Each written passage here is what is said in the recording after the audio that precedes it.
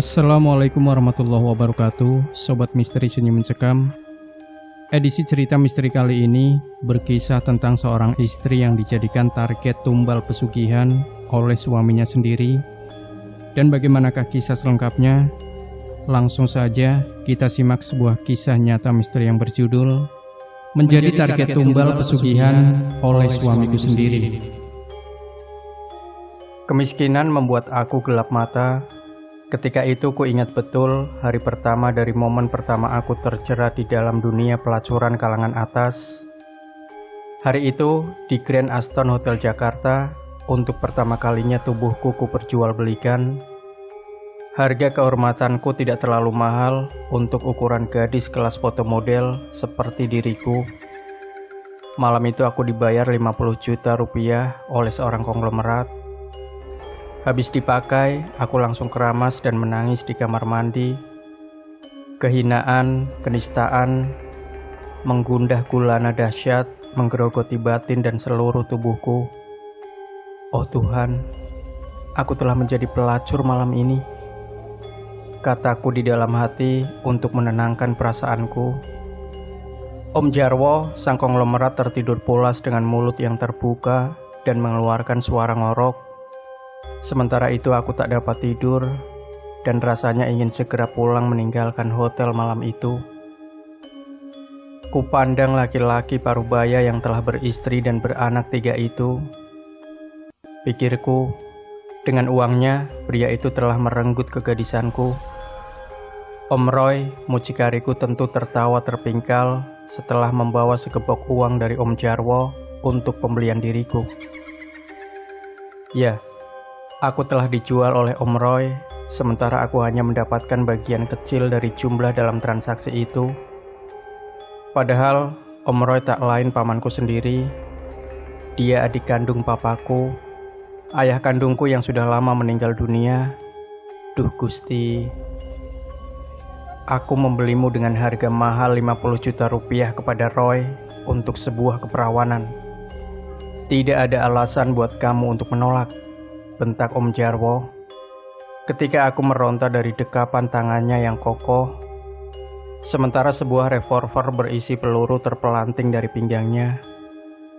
Laki-laki itu mengancam akan menghabisiku bila aku menolak. Biadab, kataku. Om Jarwo tersentak mendengar kata-kata aneh ini. Tangannya menarik rambutku dengan kasar dan berkata, "Kau mengatakan apa barusan? Coba ulangi. Ulangi sekali lagi," tekannya. Nyaliku pun menciut, jantungku menjadi kecut. Nafasku nyaris terhenti sementara waktu karena sesak. Dengan mulut yang gagap, aku minta maaf pada laki-laki berkulit hitam, berkumis tebal itu. "Maaf Om, maksud saya si Roy yang biadab, bukan Om ini. Om Roy menjebakku. Tahukah Om, bahwa Om Roy itu adalah paman kandungku. Dia adik langsung dari ayah saya yang sudah 10 tahun lalu meninggal dunia. Kenapa dia tega menjual aku?" Lirihku. Jarwo itu ternyata sudah tahu kalau aku keponakan Roy. Dia menceritakan kepadaku bagaimana Roy menjualku. Bahkan 2 bulan sebelumnya, transaksi sudah dilakukan. Om Roy sudah menjanjikan diriku untuk dijual pada Jarwo.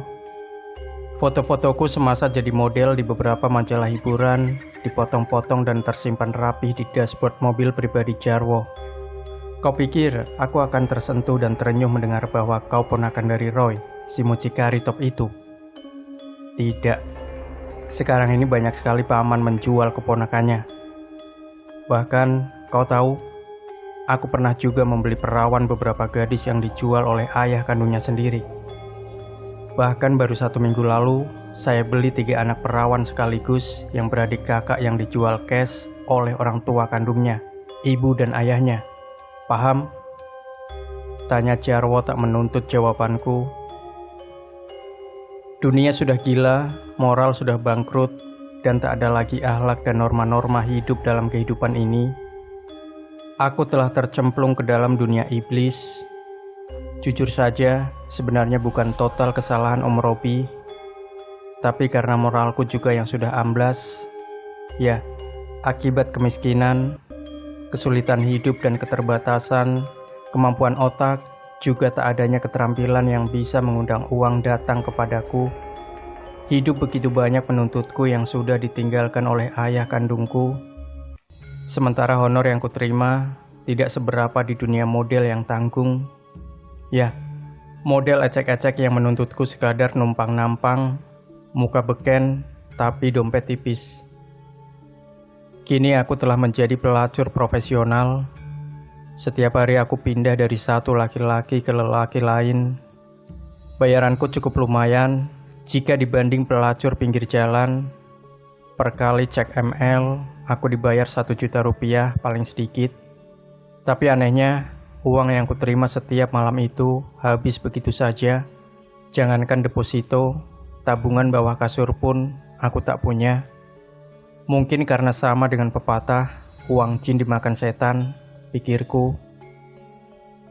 Pada suatu malam, aku diboking oleh seorang pria agak berumur.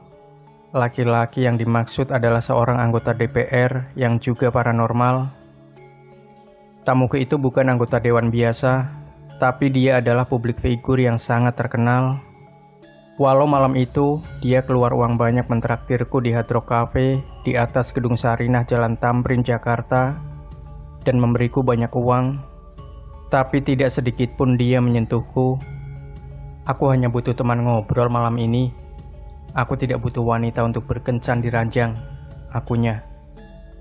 Memang sepulangnya dari Hard Rock ke Hotel Garden Kemang, aku tidak diapa-apakannya kecuali ngobrol. Dia memancingku agar berkisah tentang mengapa aku memilih profesi sebagai pelacur. Mulanya aku tidak bercerita jujur padanya. Aku mengarang-arang cerita yang jauh dari kenyataan. Habis aku cerita, pria berprofesi sebagai wakil rakyat itu tersenyum manis. Tidak lama kemudian, matanya menyorot tajam ke mataku. Adik berbohong.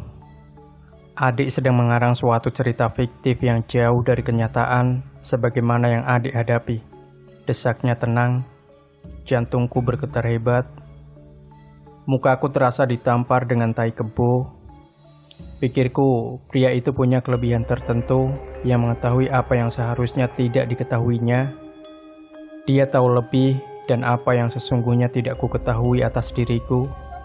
Malam itu dia menebak dengan tepat apa yang telah ku alami dan mengapa aku tercebur di dalam lumpur noda seperti ini. Bahkan dia menebak apa yang terjadi ketika aku kecil. Aku tertunduk malu. Aku tak berani mengangkat kepala dan menatapnya. Malu? Ya, aku merasa malu sekali. Tapi pria bijak itu meneduhkan batinku. Dia memegang daguku dan meminta aku menatap matanya. Adik tidak bersalah. Keadaan memaksa adik menjadi hidup seperti ini. Dan keadaan pula yang memaksa adik menjadi wanita pekerja seks komersial. Jangan bohong. Saya tahu yang adik tidak tahu dan adik tahu dengan apa yang saya tahu. Saya seorang cenayang, dukun yang mampu melihat sesuatu yang tidak dilihat oleh kebanyakan orang, imbuhnya. Malam itu dia mengantarkan aku pulang ke rumahku di pinggiran Jakarta. Rumah warisan orang tuaku yang reot dan separuh bambu di Karangmulya, kota Tangerang, Banten. Aku tidak diperkenankan kembali ke kosanku di Mangga Besar 8, nomor 7685E. Dia meminta aku untuk berhenti menjadi wanita penjajah cinta palsu. Dia akan menjadikanku permaisuri, istri yang mulia yang diagungkan dan dihormatinya. Dia akan memberikan jaminan hidupku penuh, uang bulanan 100 juta rupiah, mobil Lamborghini, Ferrari, dan Fortuner. Kau harus menjadi wanita soleha, terhormat dan anggun. Tidak kelayapan bergonta-ganti lelaki seperti ini. Tapi kau harus berubah total, 1000% berubah. Boleh pergi keluar rumah dengan izinku, dan boleh jalan-jalan menikmati hidup ke luar negeri bersamaku. Hapus semua adab dan kebiasaan masa lalu, dan mulailah dengan hidup yang baru sebagai perempuan terhormat. Katanya dengan mata tajam, setajam elang di angkasa biru. Badanku mengawang seperti mimpi, kucubit kulit tanganku, kulit pipiku dan rambutku. Benarkah ini suatu kenyataan? Atau aku sedang mengigau, bermimpi atau berhalusinasi? Tidak, yang kucubit sakit, rambut yang kutarik pedih. Dengan begitu, artinya aku bukan sedang bermimpi. Aku benar-benar menghadapi pria tampan, baik hati, dan mau menjadikan aku permaisurinya. Setelah dia nyatakan istri sudah meninggal 6 tahun yang lalu dan tanpa anak. Belakangan dia mengakui jujur bahwa aku dipilih olehnya karena perintah Maha Guru supramistik di belakangnya. Raja gaib Kanjeng Puma Asmara, jin dari Timur Tengah yang menaunginya, meminta aku untuk dijadikan istri dan hanya aku yang bisa membawa dia kepada kejayaan sejati. Sudah lama aku dicari olehnya dan dia berbahagia sekali karena sudah menemukan aku malam itu. Bahkan gaibnya tidak memperbolehkan aku dilepas dan harus langsung diikat dan dinikahi sebagai permaisuri utama. Sebagai orang yang sangat awam dalam dunia supranatural, aku agak bingung juga. Kok begini kenyataannya? Ada seseorang lelaki yang mencari istri berdasarkan perintah Maha Guru gaib yang melindunginya. Aku hanya satu dari sekian ribu nama dan hanya aku yang boleh dinikahi. Walaupun kenyataannya aku hanya seorang wanita hina dina, kotor, dan kumuh karena aku pelacur. Belakangan pula terungkap karena ada tai lalat di pipiku yang menjadi tanda bahwa aku adalah orang yang terpilih. Namun aku sedikit ada keraguan dan aku bertanya kepadanya, "Kang, aku seorang perempuan bejat, pelacur, dan kotor. Apakah Akang tidak menyesal nanti didampingi seorang istri yang sangat buruk seperti aku ini?" Kataku suatu hari sebelum kami menikah, "Di mata manusia biasa, kamu kotor karena kamu pelacur. Namun di mataku, kamu seorang bidadari yang turun dari kayangan. Engkau adalah Mahadara, wanita tercantik di dunia astral, dan kaulah wanita terbersih di jagat mistika. Maka itu, Maha Guru memilihmu untuk dijadikan istri pria sakti mandraguna yang linui, mumpuni, dan hidup sebagai setengah manusia dan setengah jin, tukasnya lembut." Pernikahan itu sudah terjadi. Kami membangun rumah mewah bermodal 39 miliar rupiah di Puncak Bogor, Jawa Barat. Sebuah rumah besar dengan 38 kamar tidur, kolam renang skala Asian Games, dan taman asri dengan 1000 jenis kembang dan bunga di sebelah rumahku. Majalah ASEAN Lifestyle mewawancaraiku menyangkut rumah itu, dan kediamanku itu menjadi trending topik di majalah dan tayangan televisi lifestyle. Ya, aku menjadi wanita terkaya di Indonesia dengan bisnis 100 pabrik benang, tapioka, onderdil mobil Korea Selatan, dan 29 restoran Eropa Barat menyebar di Jakarta, Bandung, Yogyakarta, dan Bali. Belakangan kami membangun 3 restoran besar pula di Makassar, Sulawesi Selatan, dari mana uang begitu mudah didapatkan oleh suamiku. Untuk menjawab rasa penasaranku, aku pun pergi ke dukun untuk mengetahuinya. Setelah berkomat-kamit mengucapkan mantra, sang dukun berkata kepada saya, "Suamimu punya pabrik uang. Dia punya goa pribadi yang dalamnya bertumpuk sejumlah emas, intan berlian, dan uang dolar Amerika. Suamimu adalah pelaku pesugihan kelas kakap. Dia melakukan pesugihan dengan tumbal dirimu. Jika kau tidak segera keluar, tidak lama engkau akan mati mendadak. Kau seperti mati terkena serangan jantung, tapi pada dasarnya kau sudah dipersembahkan pada gaib, pada raja jin yang akan memakan darah, otak, dan jantungmu. Bila engkau mau selamat, pergilah kabur ke luar negeri dan putuskan hubunganmu dengannya segera." Kata Ki Jalamandra, 87 tahun, paranormal asal Malaysia yang aku datangi dia selama ini menjadi teman baik dengan suamiku. Jantungku berdetak hebat, nyaliku ciut, dan aku kontan ketakutan. Aku percaya apa yang dikatakan Ki Jalamandra ini, dia tidak bohong, dan dia saksi hidup bahwa aku menjadi target utama tumbal pesugihan kelas berat yang dilakukan oleh si Akang suamiku. Malam harinya, aku tak dapat tidur. Si Akang memelukku erat dan membelai rambutku dengan mesra. Aku ingin sekali bertanya, tapi bahaya. Bila aku bertanya tentang itu, aku bisa langsung dibunuh olehnya. Suamimu itu kelihatan saja baik, bijak, dan memperhatikanmu. Dia adalah dukun pesugihan Raja Tega. Tega menumbalkan istri-istrinya untuk kekayaan dan kejayaannya. Saya kasihan kepadamu yang akan menjadi korbannya. Sebaiknya masukkan semua uang ke rekening bankmu dan kaburlah ke Afrika Selatan atau ke Eropa Barat. Perintah Ki Jalamandra serius. Malam itu, si Akang mengajak aku hubungan intim. Sebagai istri, aku lakukan kewajibanku itu, dan aku sama sekali hambar, tidak merasakan kenikmatan sama sekali.